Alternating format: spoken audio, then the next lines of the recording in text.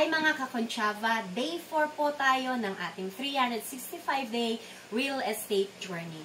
Kung nag-iisip ka kung paano makapag-ipon para sa pangarap mong bahay, perfect po itong topic natin ngayon, ang how to save for a down payment. Step 1. Alamin kung magkano ang kailangan mong isave. Dito po sa atin, kadalasan ang down payment po ay 10% to 20% ng total price ng bahay. Kunyari, ang dream home mo ay 2 million. Ang 10% po niyan ay 200,000.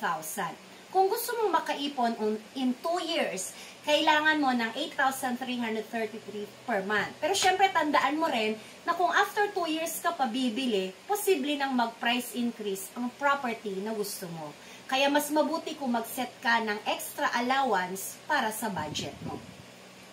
Step 2. Gumawa po kayo ng budget at bawasan ang mga unnecessary na mga gasto. Simulan mo sa pagsusuri ng income at saka po yung expenses mo.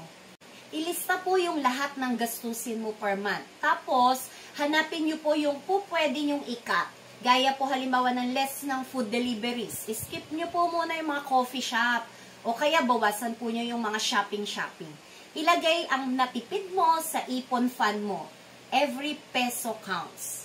Step 3, open a dedicated savings account para sa iyong down payment fund.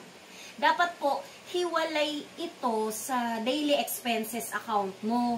Mas okay kung may auto-debit option yung bangko mo para consistent yung ipon kahit makalimutan mo.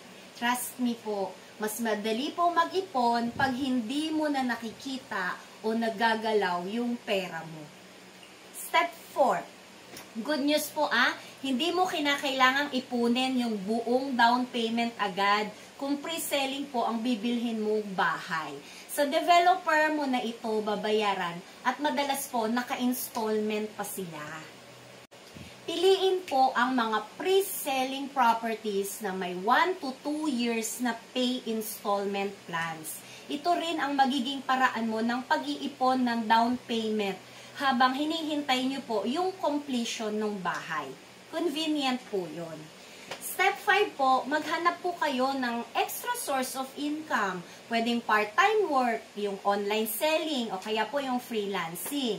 Kunyari po, yung magbebenta po ng mga pre-loved items, yung mga nagbe-bake ng cookies, ganon, kaya nag-o-offer ng mga virtual services. Pwede din po yung mag-part-time din po kayo as real estate partner dito po sa VS Concha Realty.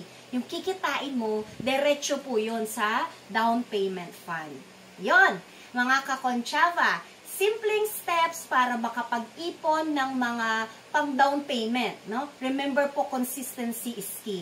Gawin niyo po itong priority para maabot po natin yung ating pong dream home. Kung may questions po kayo, comment lang po. Tapos bukas, pag-uusapan naman po natin ay yung how to evaluate a property for vacation rental potential. Don't forget to like, share, and follow for more real estate hacks. This is Natalie Concha of VS Concha Realty. Bukas po ulit.